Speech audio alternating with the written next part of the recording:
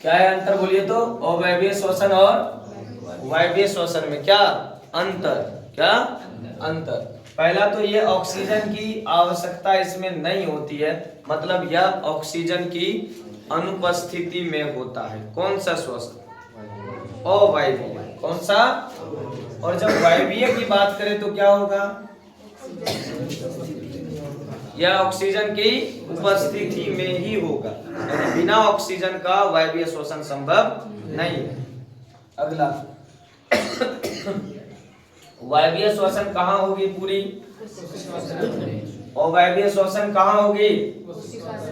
परंतु वायवीय श्वसन में दो चरण होता है। पहला चरण कोशिका द्रव्य में होता है और अंतिम चरण कहाँ होगा? माइटोकॉन्ड्रिया में। जो दूसरा चरण है वो क्या होगा? माइटोकॉन्ड्रिया। यह माइटोकॉन्ड्रिया में जो चरण होगा, दूसरा चरण, ये किस प्रकार के श्वसन में? वायवीय श्वसन में ना। किसमें? वायवीय श्वसन में। तो जो कोशिका द्रव्य में होगी अवायवीय श्वसन, जो कोशिका द्रव्य और माइटोकॉन्ड्रिया दोनों में होगी, उसको क्या कहते हैं? वायवीय श्वसन। क्या होगा? वायवीय श्वसन।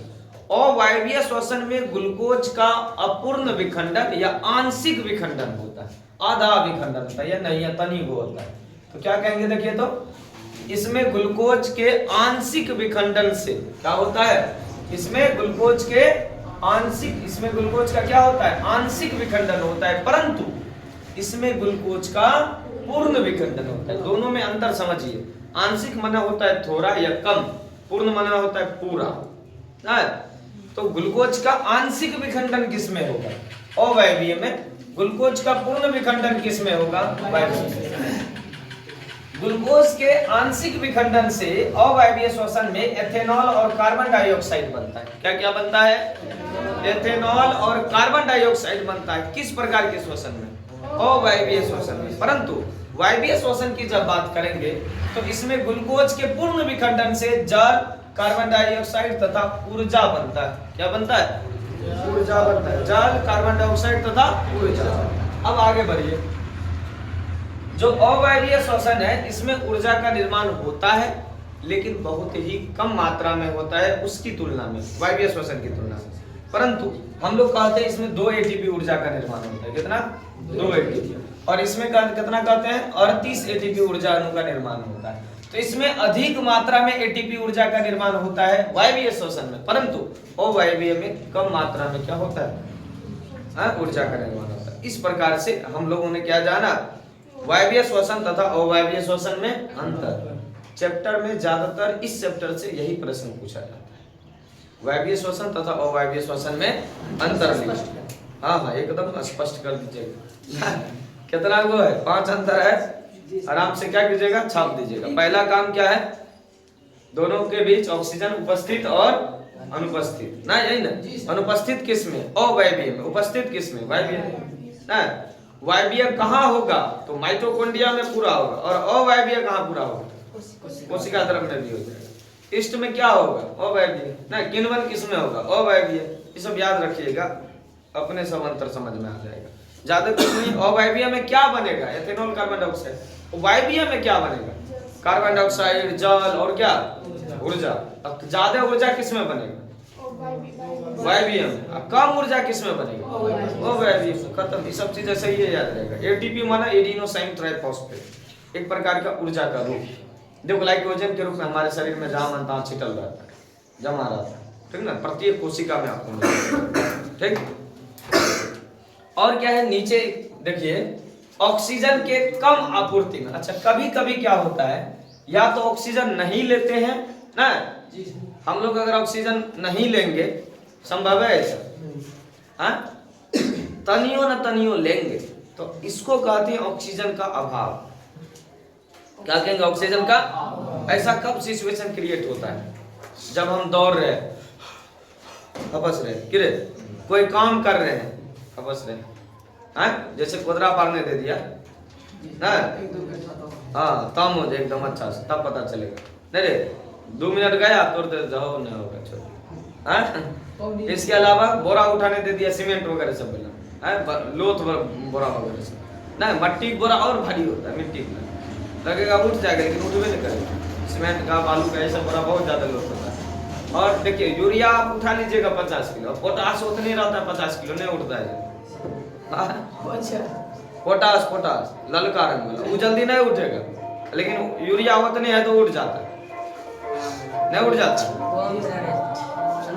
है। यूरिया में फूक रहा था, यूरिया में काम फूक रहा है बच्चा में। हम लोग हम क्या किए थे वो नहीं सब, हम समझे कि वो थी है ना, अरे वो दवाई नहीं देता था होम्योपैथी सेम टू सेम रहता है, 2-4 को दाना खाइबे करते थे ऐसे ही, तो वो 2-4 को फाँक लिए थे, पेटे खराब हो गया था।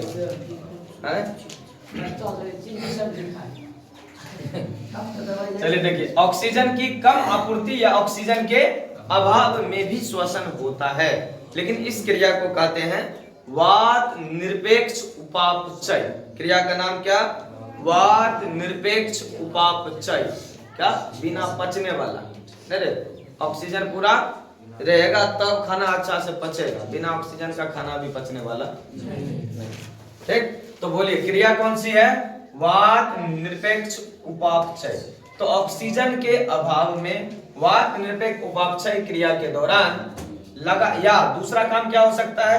लगातार शारीरिक परिश्रम करने से हमारी मांसपेशियों हमारी मांसपेशियों में एक अम्ल जमा हो जाता है, जिस अम्ल का नाम है लैक्टिक अम्ल। क्या नाम है अम्ल का? लैक्टिक अम्ल। कहाँ जमा होगा? मांसपेशी में। अरे गुद्दा में जहाँ मनता, मेहनत जितना करेगा शारीरिक काम ना, उतना ज्यादा जगह जगह लैक्टिक अम्ल जमा हो जाएगा। और उससे होगा क्या? अचानक जैसे मान लो कि बहुत दिन से खेला उला नहीं है क्रिकेट, चल जाओ किसी दिन खेलने, ठीक, खूब दौड़ो उड़ो, भोरे यो 9 दर्द उठाएगा तो वो दर्द करेगा। या फिर नॉर्मली कहियो दौड़ाना है जिंदगी में, एक दिन जाकर 4 चक्कर मार लिया, भोरे इच्छे नहीं करेगा दौड़ा भी जाने। काहे रे? लैक्टिक अम्ल के जमा होने के कारण। किसके कारण? लैक्टिक अम्ल के जमा होने के कारण। तो हमारी मांसपेशियों में क्या जमा हो जाता है? और ये कब जमा होता है? जब ऑक्सीजन का अभाव होता है। जब ऑक्सीजन का जब हम ठीक तरीके से सांस नहीं ले पाते हैं, तब हमारी मांसपेशियों में लैक्टिक अम्ल का जमा हो जाता है, और जिसके कारण मांसपेशियों में दर्द और ऐंठन होता है। ऐंठन यानी लगेगा पूरा ऐसे ही, हाँ, खूब कोई मार दिया है पकड़ के एकदम डंगा ना, हाँ, तो फिर अपने कहते हैं एकदम चारों तरफ जतवाओ। 3 चीज है देखिए यहाँ, तीनों हम लोग पढ़े, वायवीय, अवायवीय, ऑक्सीजन का अभाव। तीनों का पैराग्राफ नीचे दिया हुआ है, देखिए। पहले तो ग्लूकोज है ना, हम लोग में ग्लूकोज कमता है। ऑक्सीजन जब गर्मी में क्या होता है, ग्लूकोज तो रहबे करता है, लेकिन ऑक्सीजन लेवल धीरे धीरे कम हो जाता है, मिलवे नहीं करता है। भाई यार चल जाते हैं, उन्हें चल जाते हैं कि मैं खोजने के लिए हवा नहीं मिले, हाँ, तो नहीं मिलता है तो ग्लूकोज भर देते हैं, तो पानी में गिराओ, 4 बार ऐसे घुमाया, 2 गिलास पी लिए, हाँ। तो एनर्जी डायरेक्ट टूटने के लिए हम लोग ग्लूकोज बाहरों से पी लेते हैं। तो ग्लूकोज क्या होता है? सबसे पहले कोशिका द्रव्य में, कहाँ रे? कोशिका द्रव्य में पाइरुवेट और एटीपी में टूट जाता है। पहला काम यही हो गया, इसी को कहते हैं अवायवीय श्वसन। क्या कहेंगे? अवायवीय श्वसन। कब होगा? ऑक्सीजन की अनुपस्थिति में पाइरुवेट एटीपी बन गया कहाँ रे? कोशिका द्रव्य में। और ये ऑक्सीजन की अनुपस्थिति में इसमें होगा क्या बना रे? एथेनॉल और कार्बन डाइऑक्साइड। दूसरा हम लोग पढ़े ऑक्सीजन की उपस्थिति में दूसरा चरण होगा माइटोकॉन्ड्रिया में, जहां बनेगा कार्बन डाइऑक्साइड, जल और ऊर्जा। तीसरा है ऑक्सीजन के अभाव में जो होगी पेशी कोशिकाओं। कहां होगी? पेशी कोशिकाओं में, यानी मांसपेशी में, और बनेगा क्या? लैक्टिक। और लैक्टिक अम्ल के बनने के कारण कोई घटना घटेगा शरीर में? बोलो ना, क्या घटेगा? दर्द होगा बहुत, है ना, ऐंठन बहुत ज्यादा नजर आएगा। तो इस प्रकार से दूसरे चैप्टर के लगभग आधे में पहुंच चुके हैं। दूसरा चैप्टर बहुत छोटा है पहले के मुकाबले ना है, ठीक ना। दूसरा चैप्टर सिर्फ अब क्या पढ़ेंगे इसके अलावा? पौधों में श्वसन, जंतुओं में श्वसन, चैप्टर खत्म। हाँ, प्रश्वास, उच्छ्वास, श्वासोच्छ्वास तीनों पढ़ेंगे। पौधों में श्वसन पढ़ेंगे, फिर जंतुओं में श्वसन। श्वसन अंग भी बहुत ज्यादा कम है, इस प्रकार ये चैप्टर बहुत ही आसानी तरीके से खत्म हो जाएगा। तो क्या है? वायवीय अवायवीय अंतर याद रखिएगा। हमारे शरीर में मांसपेशियों में लगातार कभी कभी परिश्रम करने से दर्द काहे होता है वो याद रखिएगा। हालांकि इस टॉपिक को हम लोग केमिस्ट्री में भी पढ़ने वाले हैं, ठीक है ना, केमिस्ट्री के दूसरे चैप्टर में। और ये पैराग्राफ याद रखिएगा, ऑक्सीजन में क्या होगा, ऑक्सीजन के अनुपस्थिति में क्या होगा, उपस्थिति में क्या होगा, और अभाव हो गया तो क्या होगा।